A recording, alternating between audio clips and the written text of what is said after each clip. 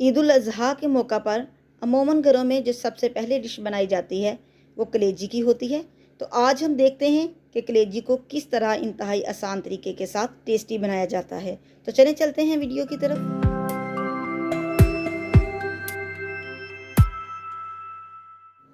अस्सलाम वालेकुम, welcome to Riyaz kitchen. कलेजी और फिफरा मिक्स करके बनाएंगे तो इसके लिए हमने बिल्कुल छोटे छोटे पीसीज कर लिए हैं। जितने छोटे पीसीज करेंगे इनका टेस्ट उतना ही ज़्यादा अच्छा हो। अब मैं इसमें 2 स्मॉल साइज़ के प्याज कट करके डाल रही हूँ। अब हमने इसका मसाला वगैरह नहीं बनाना, जस्ट हल्की सी फ्राई करनी है, इसलिए कोई ज़्यादा मसाले डालने की ज़रूरत नहीं है।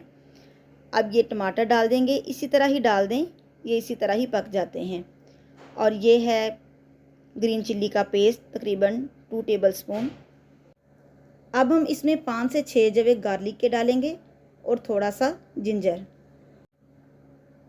अब इसमें जाएगा 1/2 टेबलस्पून नमक, 1 टीस्पून रेड मिर्च, 1 टीस्पून हल्दी और 1 टेबलस्पून खुश्क धनिया। साथ में 1/2 प्याली पानी का ऐड कर दें। अब आपने इन सारी चीज़ों को मिक्स कर लेना है। ये सारी चीज़ें एक साथ ही आप डाल देंगे और मिक्स करके इसको हमने लो फ्लेम पर 30 मिनट तक पकाना है। यहाँ 30 मिनट हो चुके हैं। कलेजी और फिफरा अच्छी तरह पक चुके हैं। अब हम ऑयल डालकर इसको अच्छी तरह फ्राई कर लेंगे। तकरीबन आपने 15 मिनट तक इसको मीडियम टू लो फ्लेम पर फ्राई करना है।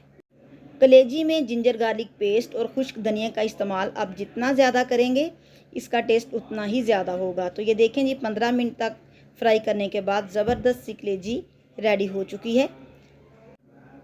अब हम इसको एक ट्रे में निकाल लेते हैं। बहुत ही ज़बरदस्त लुक के साथ, बहुत अच्छी खुशबू के साथ कलेजी रेडी हो चुकी है।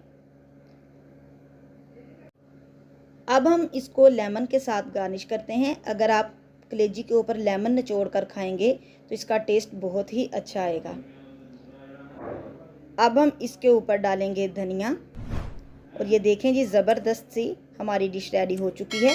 उम्मीद है आपको ये रेसिपी अच्छी लगी होगी। अगर आपको ये रेसिपी अच्छी लगी है तो वीडियो को लाइक और शेयर करना मत भूलें।